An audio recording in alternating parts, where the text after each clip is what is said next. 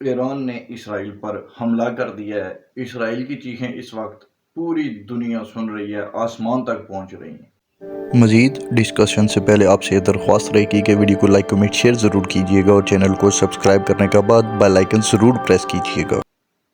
یہ خبر سننے کے لیے کان ترس گئے۔ آپ بھی اسی خبر کے منتظر ہوں گے، کیونکہ پچھلے 6 مہینوں سے ہم ہر تیسرے دن یہی سنتے ہیں کہ اب جی کے صبح کے شام کے رات ایران جناب حملہ کر دے گا اسرائیل پر، لیکن ویسا کچھ ہوا نہیں۔ ان لوگوں نے غزہ کے اندر جو کچھ کیا ہے اسرائیلیوں نے اس وقت، یقین کیجئے یہ سب جو ہوا اس میں سب سے اگر کسی کا کلیدی کردار ہے تو وہ اس ہمارے ہمسائے ایران کا ہے۔ بہت ٹائم سے اس ٹاپک پر ویڈیو بنانی تھی، لیکن ایک بات تھی کہ جو اندر کھٹکتی تھی، اور وہ یہ کہ کہیں فرقہ واریت کو پھیلانے کے زمرے میں نہ چلی جائے یہ بھی لوگ یا اس طرح کا کنٹینٹ۔ لیکن اب حد ہو چکی ہے، اب صبر کا پیمانہ لبریز ہو چکا ہے، اب باتیں ہوگی کھل کے، چاہے یوٹیوب پھر ہمارے چینل کو ڈیڈ کرتا ہے یا جو مرضی کرتا ہے، لیکن بات جو حقیقت ہے وہ تو اب ہوگی۔ اور حقیقت یہ ہے کہ ایران ہر قدم پر اسرائیل کا ساتھ دیتا ہے، امریکہ کا ساتھ دیتا ہے۔ آپ کو یاد ہوگا کہ ایک بار ایران نے امریکہ کی ایک ایئر بیس پر حملہ کیا تھا، جس کے بارے میں ڈونلڈ ٹرمپ نے آ کر میڈیا میں بھی بات کر دی تھی کہ جی ایران نے پہلے ہمیں مطلع کیا تھا، ہمیں بتا دیا تھا کہ اس وقت اس جگہ پر حملہ ہوگا تاکہ زیادہ نقصان نہ ہو، اور وہ لوگ پہلے ہی وہ ساری جگہ چھوڑ کر جا چکے تھے، اور بعد میں انہوں نے خالی جگہ پر جا کر وہ اس ایئر بیس پر جب کوئی تھا ہی نہیں تو تب حملہ کیا اور اپنی عوام کے سامنے اپنا کچھ نہ کچھ مقام پھر سے بحال کر لیا۔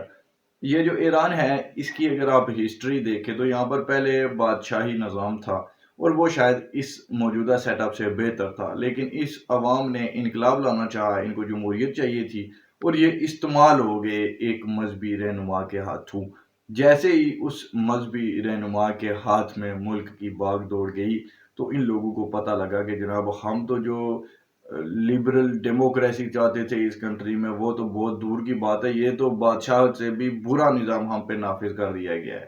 اور یہ تو جناب ان کا تو پھر آپ کو پتہ ہے کہ جب تک ان کے امام مہندی آتے تب تک جو بھی امام ہوگا اس کو وہی درجہ حاصل ہوتا ہے ان کے مسلک کے اندر۔ تو یہ بیسیکلی وہاں پر یہ جو شیعہ اسٹیبلشمنٹ کام کر رہی ہے بہت سالوں سے ایران کے اندر، جب سے ان کا انقلاب آیا ہے کوئی کام انہوں نے اچھا کیا نہیں ہے، ملک کو کوئی بھی ترقی والا کام ملک کے اندر نہیں کروایا گیا۔ ایران کی حالت اگر آپ جا کر دیکھیں، نہ وہاں پر کوئی انٹرنیٹ کی اچھی سہولتیں، نہ وہاں کی کرنسی میں کوئی دم ہم ہے، نہ جناب ان کو دنیا میں ویزے ملتے ہیں، اس طرح سے کچھ بھی نہیں ہے ان کے پاس۔ تو یہ سب کچھ کیوں ہے؟ اس عوام کو کیا بتایا گیا ہے ان کی اسٹیبلشمنٹ کی طرف سے؟ جو چورن بیچا جاتا ہے وہ یہی ہے جی کہ ہم جو ہے وہ اسرائیل کا وجود ہی مٹا دیں گے دنیا سے، ہماری جنگ یہود کے ساتھ ہے، یہ باقی ساری دنیا کے تو جو مسلمان ہیں 86% جو اہل سنت ہے دنیا کے اندر، یہ سب تو جناب منافقین ہیں، اور یہ تو ہیں ان یہود و نصارہ کے ایجنٹ۔ بس ایک ہم ہیں جو دین پر قائم ہیں، اور ہم ہی ہیں جو دنیا میں انقلاب لائیں گے اور اسرائیل کا نام و نشان مٹا دیں گے۔ بہت سالوں سے یہی چورن بانٹا گیا ہے اس قوم کے اندر، اس ملک کی عوام کو یہی کچھ بیچا گیا ہے، اور وہ بیچارے بھی کوئی ہم پاکستانیوں سے بھی زیادہ سادہ قسم کے انسان ہیں کہ ان کو ابھی تک یہ بات ہی سمجھ نہیں آئی کہ ان کے ساتھ ہو کیا رہا ہے۔ تو ایران نے اپنے مفادات کے لیے پہلے بھی بہت بار مسلمانوں کے جذبات سے کھیلا ہے پوری دنیا کے اندر، اور اب یہ جو انہوں نے ریسنٹ کام ڈالا تھا، تب میں نے ایک ویلوگ میں کچھ اشارتن باتیں ضرور کی تھی جب اکتوبر میں یہ کانفلکٹ شروع ہوا تھا اسرائیل کا اور غزہ کے درمیان، یہ جو جنگ ہوئی ہے جس میں حماس کی القسام بریگیڈ نے حملہ کیا تھا اسرائیل کے اوپر، تو وہ حملہ کرانے کے پیچھے ایران کا سب سے زیادہ کردار تھا۔ یہی تھے کہ جنہوں نے حماس کو، القسام بریگیڈ کو اتنا ہوا دی ان لوگوں کو، انہوں نے کہا جی کہ تم لوگوں کو تو انہوں نے ویسے بھی یہودی نے چھوڑنا کوئی نہیں ہے، ادھر جیل کی طرح تم کو رکھا ہوا ہے، ایک بڑی جیل کے اندر قید ہو تم لوگ، تو جناب حملہ کرو ان پر اور ہم تمہارے پیچھے ہیں۔ اور اس چیز میں انہوں نے جناب یمن میں جو ان کا سپورٹیو گروپ ہے اس کو بھی استعمال کیا، اور اس کے ذریعے بھی بہت ساری یقین دہانیاں کرائی، اور پہلے جب وہ حملہ کیا گیا اس وقت انہوں نے تھوڑی بہت سپورٹ بھی کی ان کی، यमन के वो जो इनका सेटअप है वहाँ पर उनके ज़रिए ईरान ने जब इनसे हमला करवा दिया, उसके बाद थोड़ी बहुत इनको सपोर्ट दी वहाँ से, और उसके बाद बिल्कुल खामोश हो गए। उसके बदले में इसराइल ने जो एलओसी उनकी बनती है, जो कि यमन के अंदर आती है, वहाँ पर जो बॉर्डर एरिया है उनका, वहाँ पर बॉर्डर की पट्टी में थोड़ी बहुत बमबारी की खाली मकानों पर, और फिर बस वो एक दुनिया को वो दिखा रहे थे यही चीज़ ही कि हम आपस में दुश्मन हैं और हम तो एक दूसरे से लड़ रहे हैं। और उसके बाद क्या हुआ कि ईरान जो है इसने वहाँ पर यमनी बागियों के ज़रिए कुछ 1-2 शिप्स वहाँ पर यरगमाल बना लिए इसराइल के, और बस वो अपने लोगों को मुतमईन करने के लिए ये इतना कुछ किया गया है। तो उसके बाद वो लोग भी मुतमईन है जी, हम तो बड़ी जंग लड़ रहे हैं इसराइल के साथ, और लड़ क्या रहे हैं ये कि वहाँ पर आप देखिए कि गज़ा का बचा ही कुछ नहीं। उन्होंने इन 6 महीनों में कोई ऐसा दिन नहीं है जब वहाँ पर बमबारी ना की हो। कुछ भी नहीं बचा वहाँ पर, लोगों के घर गए, मासूम बच्चे हज़ारों की तादाद में शहीद हो गए, कुछ की डेड बॉडीज़ मिली, कुछ की वो भी नहीं मिली। बाकी मुस्लिम दुनिया को तो चले आप रहने दें, वो तो पहले ही कोई दम हम हैं नहीं मुसलमानों में, इस बात में कोई शक है नहीं। लेकिन बात ये है कि पाकिस्तान ने जाकर ये भी तो नहीं ना कहा कि हम इसराइल को दुनिया के नक्शे से मिटा देंगे। तुर्की है या अरब ममालिक हैं, उनमें से किसी ने भी ऐसे दावे तो नहीं न किए। तो ये नुकसान होता है कि जब कोई गीदड़ बपकियाँ मारता है और किसी को आगे करके खुद पीछे से पीछे ही हट जाता है, तो फिर वो जो आगे गया होता है उस बेचारे का बचता कुछ नहीं। ये आप समझ लें वही कुछ हुआ है जो कुछ पाकिस्तान में सियासत में आपको पता है कि कोई 9 मई का वाक़या हुआ था, वहाँ पर भी एक साहब थे जिनके पीछे लगकर अवाम अब अपने मुस्तकबिल जो है वो दाँव पर लगा चुकी है, और वो उनको तो कुछ भी नहीं है, वो तो बिल्कुल खैर-ओ-आफ़ियत से हैं, और कुछ दिनों बाद वो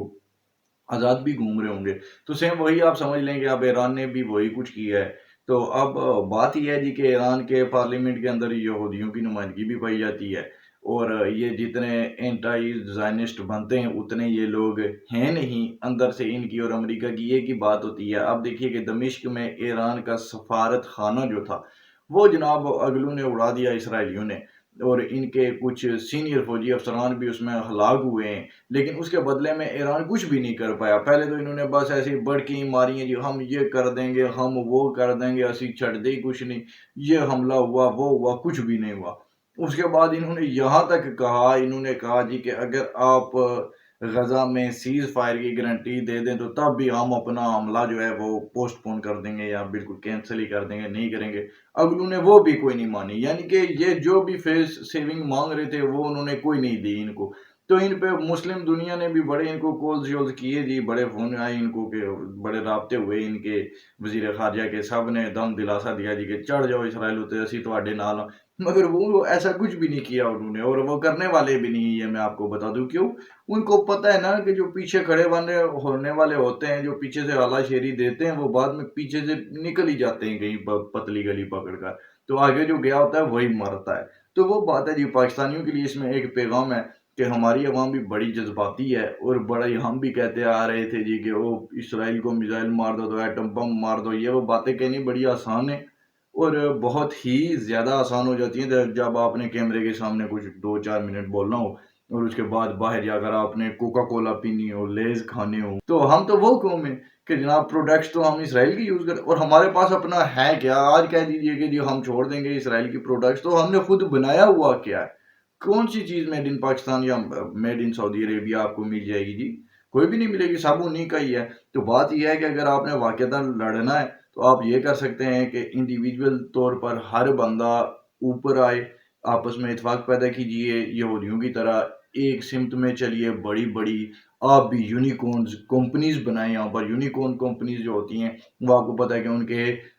मल्टी बिज़नेस होते हैं, वो कोई एक बिज़नेस ओन नहीं कर रही होती। तो हमें वैसी कंपनीज़ की भी ज़रूरत है। तो वैसा कुछ कीजिए, बहुत सारी कंपनीज़ बनाइए, आप भी लोगों को इकट्ठा कीजिए, और इसी तरह से पूरी दुनिया में अपने बिज़नेस के जाल बिछाइए। उसके बाद दुनिया आपकी मानेगी, आपके जो भी जुमला आप अदा करेंगे वो लोगों के लिए हुक्म की हैसियत रखेगा। अगर वो सब नहीं करना, तो गिदड़ बकरियाँ ईरान की तरह मारते रहें, और जनाब उधर वहाँ पर बेचारे मज़लूम फ़लस्तीनियों को मरवाते रहें।